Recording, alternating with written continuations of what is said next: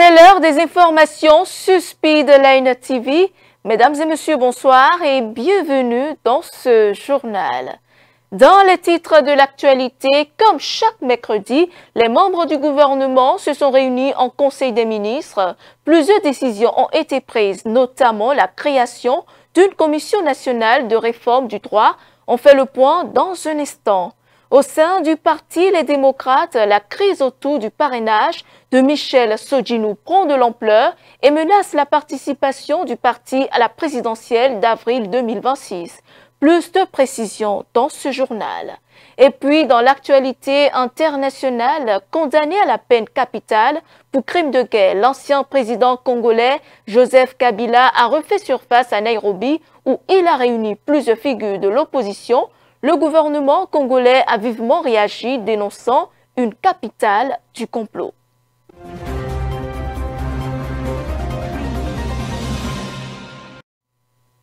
Merci de nous accueillir chez vous pour ce nouveau journal que nous ouvrons avec le Conseil des ministres. Le gouvernement a annoncé la création d'une commission nationale de réforme du droit chargée d'assurer une veille sur les politiques législatives. À cette même occasion, l'exécutif a également décidé de recruter 350 agents pour renforcer le corps d'encadrement pédagogique. Écoutons le porte-parole du gouvernement qui revient sur l'ensemble des décisions. Transmission à l'Assemblée nationale pour examen et vote du projet de loi portant prévention, prise en charge et élimination des infections au VIH et au sida en République du Bénin. Après plusieurs décennies de lutte contre la pandémie, il est question pour les États de réexaminer leur législation et le régime pénitentiaire qui en découle, en les reformulant de manière à rendre compatibles les contextes épidémiologiques tels qu'ils se manifestent localement et les obligations internationales auxquelles il faut se conformer, notamment en matière de respect des droits de l'homme. Le présent texte élaboré à cette fin, une fois voté, permettra de réaffirmer l'engagement du Bénin en matière de prévention et de prise en charge, garantir un accès équitable aux soins, traitements et services de soutien, réduire la stigmatisation et les discriminations persistantes à l'encontre des personnes vivant avec le VIH. Création de la Commission nationale de réforme du droit. Dans la configuration actuelle des organes existants, le droit positif ne fait l'objet d'aucune étude de perspective législative de nature à en identifier les faiblesses, les besoins, afin de rechercher les solutions dont l'examen devrait être soumis avec plus de pertinence aux organes compétents. La mise en place d'un organe central devant exercer la veille sur les politiques législatives et capitaliser les expériences s'avère donc pertinente dans le but de remédier aux insuffisances relevées. La création de la commission résulte en outre de la multiplicité des dispositifs d'assistance et de conseil aux structures dédiées qui n'offrent sur la durée ni l'efficacité ni la cohérence globale attendue. La dite commission aura entre autres attribution de conduire, pour le compte de l'État, des études de législation appliquées et prospectives en toute matière. De même, elle assurera à titre permanent le conseil aux institutions publiques en matière législative et réglementaire, puis donnera les impulsions nécessaires à l'évolution de la loi ou du règlement. Réhabilitation du stade Charles de Gaulle de Porto Novo. Les travaux à engager visent à mettre aux normes ce stade afin qu'il offre les meilleures commodités aux sportifs, en particulier les jeunes, pour la pratique de leur discipline sportive dans un cadre approprié, toutes choses concourant à les aguerrir aux compétitions internationales. C'est pourquoi le Conseil a marqué son accord pour la contractualisation avec des cabinets réputés en matière de maîtrise d'œuvre complète, d'études d'impact environnemental et social, et faisant leurs preuves sur divers chantiers du programme d'action du gouvernement déjà réalisés ou en cours de réalisation. Le ministre des Sports et le ministre chargé du cadre de vie prendront toutes les mesures pour le suivi des travaux à engager. En point 2, recrutement de 300 élèves conseillers pédagogiques et de 50 élèves inspecteurs de l'enseignement du second degré au titre de l'année 2025. Au terme du programme d'action du gouvernement 2021-2026, le renforcement des ressources humaines d'encadrement a été identifié comme un levier stratégique pour asseoir un système structuré d'assurance qualité pédagogique. Dans ce cadre, il convient d'étoffer les effectifs existants de conseillers pédagogiques et d'inspecteurs en tenant compte des départs imminents à la retraite. Les présents recrutements sont donc autorisés à cette fin et les lauréats suivront respectivement des formations de 12 et 24 mois. Ce 14 octobre, les Guépards du Bénin ont affronté le Nigeria pour la journée des éliminatoires du Mondial 2026. Une rencontre à sens unique soldée par une défaite 4-0. Malgré ce réveil, le porte-parole du gouvernement, lors de son point de presse, a estimé que tout n'était pas perdu. Retour sur ses propos. Le rêve n'a pas été brisé. Sa réalisation a été différée. Moi, je préfère voir les choses sous cet angle-là et pas celui pessimiste, même si je comprends que tous ensemble, nous ayons été quelque peu déçus hier, autant que les joueurs eux-mêmes. Parce que je suis convaincu qu'en montant sur le rectangle vert hier, ils n'avaient qu'une seule ambition, c'était d'offrir au Bénin une première qualification historique à la Coupe du Monde de football. Nous y avons cru. Et c'est pour cette raison que le gouvernement n'a ménagé aucun effort pour leur apporter le soutien, les conditions, les ressources nécessaires à ce que cette campagne de qualification se déroule dans de meilleures conditions. Et puis globalement, il y a quand même lieu de reconnaître qu'on aura fait un parcours plutôt agréable.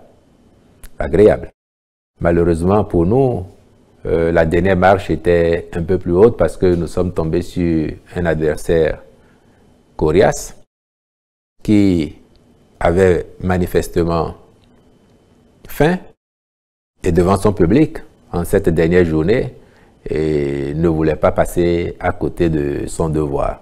Donc je crois que somme toute, oui, la déception de n'avoir pas pu franchir cette dernière étape qui nous aurait offert cette qualification historique, mais globalement, le sentiment que nous commençons à faire mieux et nous pouvons faire davantage mieux sur les prochaines années.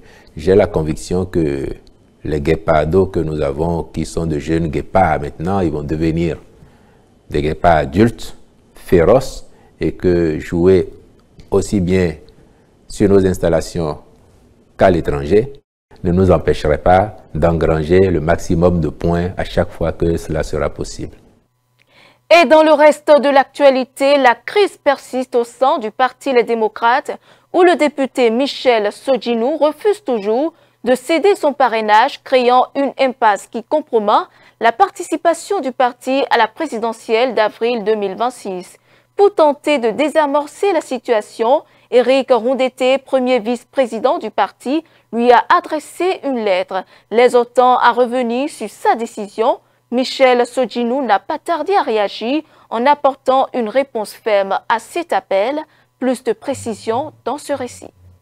Tout commence début septembre, lorsque les députés du Parti Les Démocrates retirent leur fiche de parrainage à la Commission électorale nationale autonome. Chacun d'eux doit ensuite remettre le document au parti pour appuyer le candidat désigné à la présidentielle de 2026. Mais rapidement, une voix dissonante se fait entendre, celle de Michel Sodjinou. Le parlementaire exprime des réserves sur la procédure antenne de désignation et refuse de remettre sa fiche, estimant que le choix du candidat ne reflète pas un consensus. Son refus prend une tournure officielle lorsqu'il mandate un huissier de justice pour réclamer formellement son parrainage auprès de la direction du parti. Un geste perçu comme un acte de défiance envers les instances dirigeantes, provoquant stupeur et crispation au sein des démocrates. C'est dans ce contexte explosif qu'intervient la lettre d'Éric Rondeté, datée du 15 octobre. Le ton y est à la fois fraternel et grave. L'élu de la 6e circonscription y dévoile ses nombreuses tentatives infructueuses de joindre son collègue, le député Michel François Olutoye Sodjinou,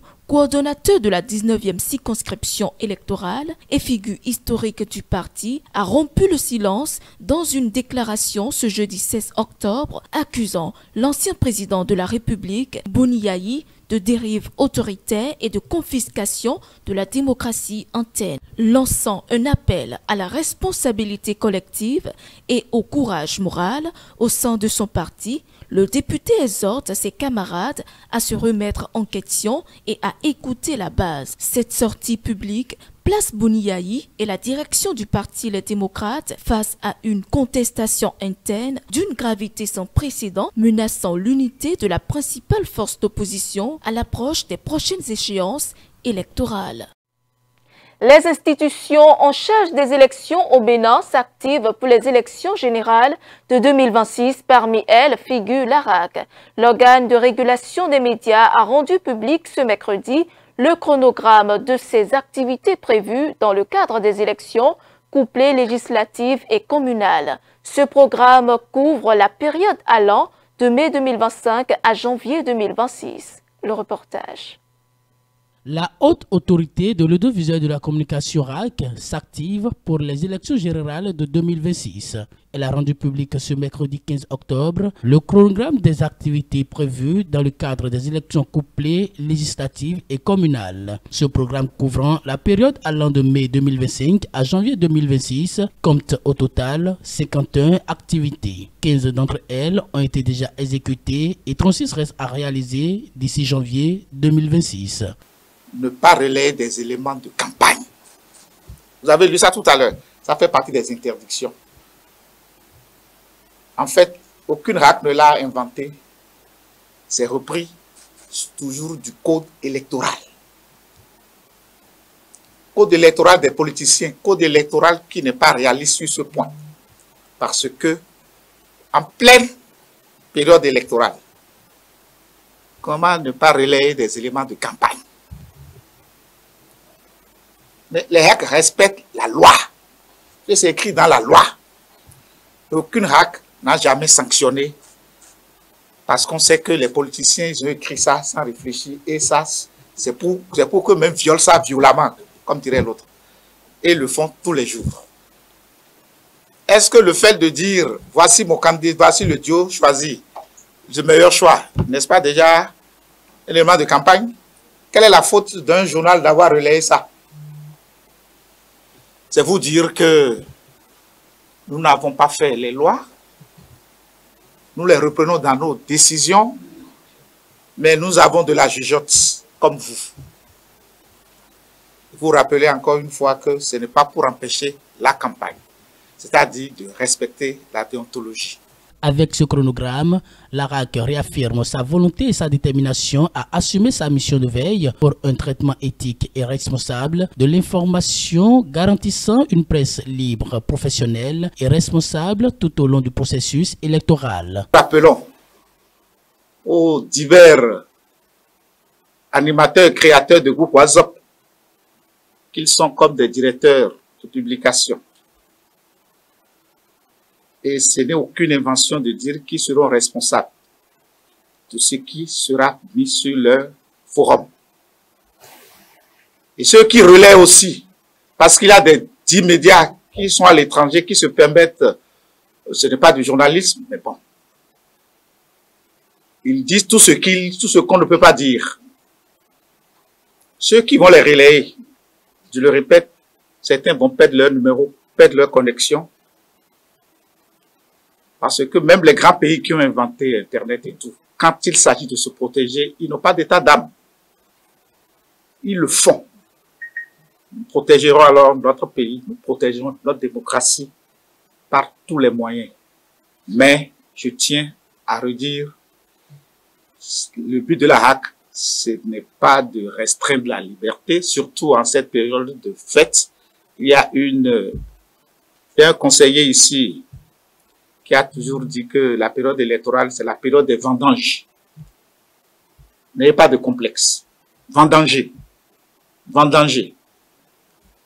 Mais en respectant la nature et les lois.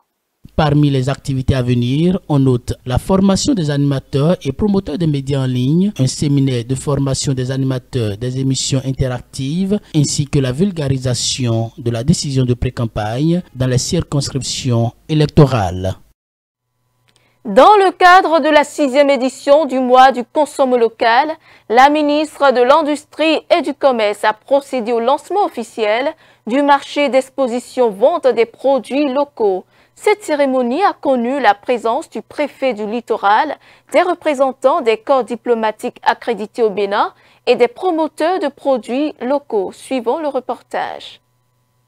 Depuis le 2 octobre, le Bénin vit au rythme du consomme local, un mois dédié à la valorisation des produits et du savoir-faire national. C'est ce mercredi 15 octobre qui consacre le lancement officiel du marché national d'exposition-vente des produits locaux. Véritable vitrine du patrimoine économique local, ce marché met en avant la créativité et l'ingéniosité des producteurs, artisans et entrepreneurs béninois. La cérémonie d'ouverture a connu la participation non seulement des cadres de l'administration, mais aussi du soutien des partenaires techniques financiers. Le partenariat s'inscrit dans la durée car nous croyons fermement que la promotion du local est à la fois un acte économique, nutritionnel et patriotique. Je voudrais ici saluer les efforts constants du gouvernement du Bénin et de ses partenaires pour valoriser nos richesses agricoles, artisanales et culinaires. Cette initiative va au-delà d'une célébration. Elle constitue une véritable stratégie de développement économique, social et nutritionnel. La Suisse accompagne la transformation de l'économie béninoise vers une économie plus productive et créatrice de valeur ajoutée. Elle met l'accent sur le secteur agricole et la promotion de l'entrepreneuriat, la création d'emplois et de revenus pour les populations, en particulier pour les jeunes et les femmes. Ce marché national d'exposition met en exergue plusieurs secteurs stratégiques de l'économie béninoise, entre autres l'agro-industrie, la mode, les cosmétiques. Pour la ministre en charge de l'industrie et du commerce, cet espace revêt une importance particulière. Ce rendez-vous annuel n'est pas un seul marché d'exposition. C'est vraiment une vitrine de notre savoir-faire. Un espace où s'expriment le talent, la créativité, l'ingéniosité de nos producteurs, nos artisans et nos entrepreneurs. Je parle d'entrepreneurs parce que c'est vraiment les entrepreneurs qui créent. La transformation, oui, mais c'est à partir d'une créativité. En 6 ans, cette initiative est devenue un véritable mouvement national. Un cri du cœur pour la fierté du Made in Bénin. Une invitation à redéfinir nos habitudes de consommation autour de nos propres richesses. La consommation locale n'est pas une mode et ce n'est pas une mode. C'est une nécessité économique et stratégique. C'est un monde où les économies s'interconnectent. Le Bénin choisit la voie de la résilience. Produire ce que nous consommons, transformer ce que nous produisons et consommer ce que nous transformons. Derrière chaque produit local, il y a une histoire. Celle d'une femme qui transforme, de jeunes qui innovent, d'un producteur qui persévère. Consommer local, c'est donc soutenir l'emploi, stimuler la production nationale, réduire notre dépendance aux importations et préserver nos devises. C'est un acte de patriotisme économique. Cette vision s'inscrit dans la droite ligne de la politique courageuse et lucide conduite par le président de la République, son Excellence, M. Patrice Talon, qui nous rappelle, je cite, « Le développement ne se décrète pas, il se construit pas à pas, à partir de nos propres forces. Une visite guidée des stands, l'acte final de cette cérémonie de lancement de la Grande Foire Expo du local de cette 6e édition du mois du consommé local qui prendra fin le 31 octobre 2025. Et puis, en interactualité, disparu des radars depuis sa condamnation par contumace par la justice militaire de la RDC, Joseph Kabila a fait une apparition remarquée au Kenya. L'ex-chef de l'État a présidé un conclave d'opposants congolais dans la capitale kenyane. La réaction de Kinshasa ne s'est pas fait attendre. Les autorités congolaises ont condamné la tenue de cette réunion accusant le Kenya d'être devenu une capitale du complot contre la RDC. Le reportage. Alors que l'ancien président de la République démocratique du Congo, Joseph Kabila, a rencontré à Nairobi plusieurs opposants congolais, le pouvoir à Kinshasa dénonce une tentative de déstabilisation avec la complicité du Kenya. Condamné à mort par contumace, fin septembre pour trahison et crimes contre la paix, Kabila a convoqué dans la capitale kenyane un conclave de 2 jours réunissant plusieurs opposants au président Félix Tshisekedi.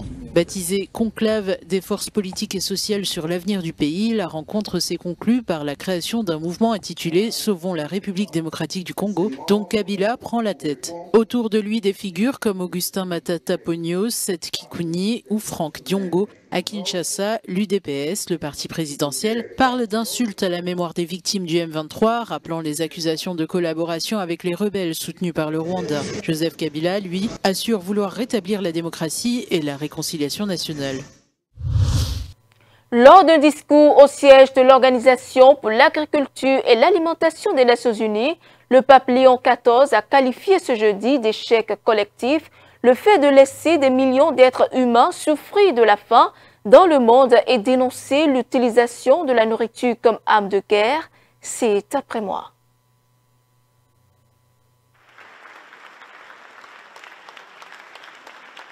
Le pape Léon XIV appelle les dirigeants du monde entier à faire preuve de responsabilité et à s'impliquer dans la lutte contre la faim qui sévit dans plusieurs régions. Le souverain pontife s'est exprimé lors de la cérémonie marquant la Journée mondiale de l'alimentation et également le 80e anniversaire de l'Organisation des Nations Unies pour l'alimentation et l'agriculture. How can we fail to remember Comment ne pas se souvenir de tous ceux qui sont condamnés à la mort et à la misère en Ukraine, à Gaza, en Haïti, en Afghanistan, au Mali, en République centrafricaine, au Yémen et au Soudan du Sud, pour ne citer que quelques endroits de la planète où la pauvreté est devenue le pain quotidien de tant de nos frères et sœurs. La communauté internationale ne peut pas fermer les yeux, leur souffrance doit devenir la nôtre. We must make their suffering our own. La mise en garde du pape intervient alors que les agences d'aide alimentaire des Nations Unies sont confrontées à de sévères réductions de financement de la part de leurs principaux donateurs. Une situation qui risque de nuire à leurs opérations et plonger des millions de personnes dans des situations d'urgence alimentaire. Et c'est la fin de ce journal. Merci de l'avoir suivi. Suivez-nous en continu sur speedlinetv.bg/live et sur nos différents canaux digitaux Facebook et YouTube.